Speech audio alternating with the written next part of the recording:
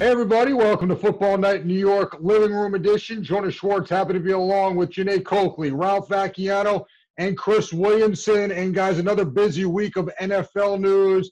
The preseason, which we had always thought was going to be shortened, is going to be shortened. Ralph, exactly, how does this shake out and change things for everybody? Because the one thing we know is no matter what they plan today, it will likely be different tomorrow as we try to get through this pandemic world here. Yeah, there's no question about it. They're trying. I mean, look, they've always talked about possibly shortening the preseason anyway. It was supposed to be in conjunction with adding more regular season games, but now they're sort of forced into it because of this strange circumstance that everybody's in. But they're trying to shorten it now because what they want to do is build in some safety time for players. Once they arrive at training camp at the end of July, they don't want to just throw them on the field and into a game a couple of weeks later. They want to have sort of a ramp-up period where maybe they can coach players in smaller groups for a time. Maybe have a couple of weeks before they put on helmets or put on pads. It's just sort of a way to navigate the new environment. And it's just, obviously coaches want games and players need games, especially if they're on the bubble. But right now, safety is the biggest thing because the most important thing for the NFL is to find any way possible to have opening day and hopefully have it on time. Now, Janae, it's interesting because you've watched plenty of Jets training camps. Those coaches find evaluating players in games to be crucial. I wonder if a Wayne Corbett or Victor Cruz could have made the Jets or the Giants respectively under this environment. How does this change how coaches evaluate players? And Jonas, I'm going to throw another name out there. How about Damon Snacks Harrison? I was there during that training camp. I heard Rex Ryan say this guy made the team because he saw him in that fourth preseason game and he got better and better each preseason game.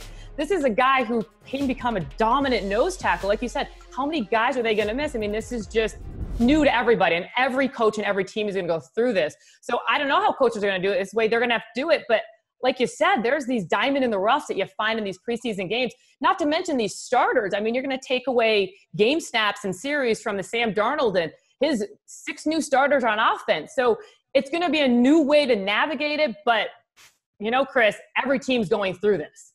Right. Everybody has the same disadvantage. And I think for the guys who may be like a diamond in a rough, like you say, Janae, the microscope on them is going to be a lot bigger. The margin for error is going to be a lot smaller than it was when you have the 4 preseason games. As far as the starters like Sam Darnold and all the different pieces that he has to work with, and Daniel Jones, I think for them, it's not as impactful because you don't have the same amount of playing time that they're put in these games. It's more so for the guys who are hanging on the roster. But I do think it's important in this scenario because you have a roster on both teams where there are a lot of new guys, so they need to work to find a way to gel. So it's going to be tough. This is a lot of adversity for these teams, and it'll be interesting to see how they play it all out. Now, Janae, even in a pandemic, I am not safe from Bill Belichick. So, again, he's striking fear into my heart at every turn of my life. He goes out and makes what I think everybody agrees is a great move, signing Cam Newton so long as he is healthy.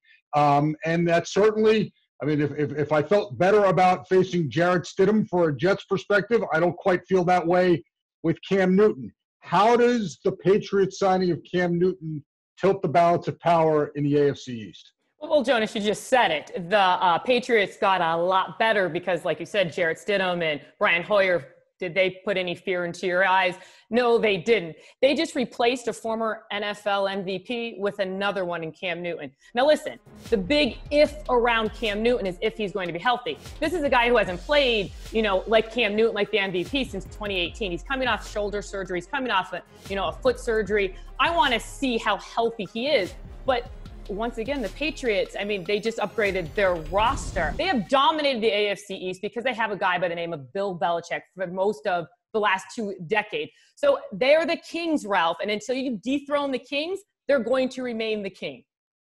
Yeah, no question about it. Although if they had gone into this season with basically a rookie quarterback, it would have looked like it was much easier to dethrone those kings because, quarterback is such an important position, so hard to play.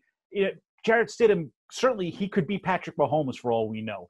but much more likely he's going to struggle at the outset of his career. There'll be a learning curve. They'll have to do different things to the offense. If nothing else, assuming he's healthy, Cam Newton brings some certainty. You know he can play in this league. You know he's got an arm. He's got all the tools. You know he knows how to break down defenses. It just makes it a lot easier for Bill Belichick and the rest of the Patriots to keep doing what they've been doing for so many years under Tom Brady's direction.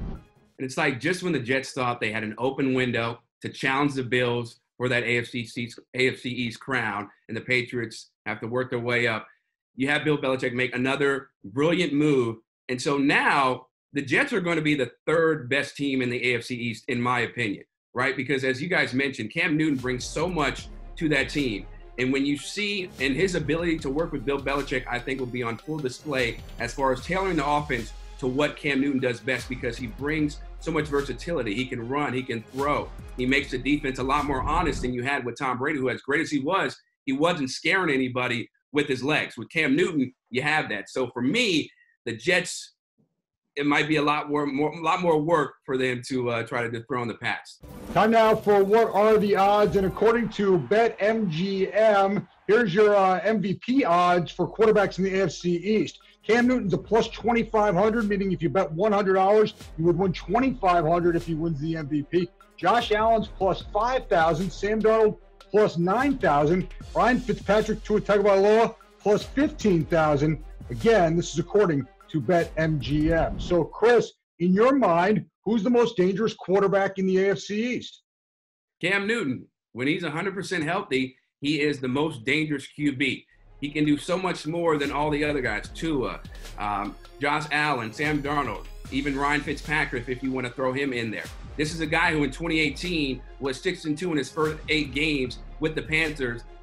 Threw for over almost 2,000 yards, 15 TDs to 4 interceptions, had his best completion percentage, which I think is very important, at his best completion percentage in 2018.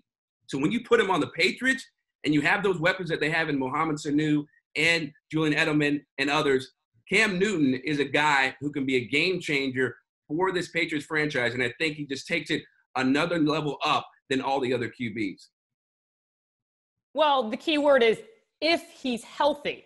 I'm going with Sam Darnold because this is a guy who's in his second year with, Adam Gase in that offense. He's trending upwards. This is the guy who finished the season last year at 6-2. He threw for over 3,000 yards, 19 TDs. He's a young kid. He has a rocket arm. He's a guy who you put him around, strong players, strong playmakers. Joe Douglas did just that. They got him an O-line. They got him, Denzel Mims. You still have Le'Veon Bell. You got Jamison Crowder with Chris Herndon, the tight end, healthy. I think Sam Darnold's going to take even a bigger step forward this year's season. Again, Cam Newton is great. He's a former NFL MVP, but I want to see if he is healthy. Yeah, I'm going to play the odds here and take Sam Darnold too, because I can't argue with anyone who tells me, because Cam Newton is the most talented quarterback in the division. He's obviously the most proven quarterback in the division.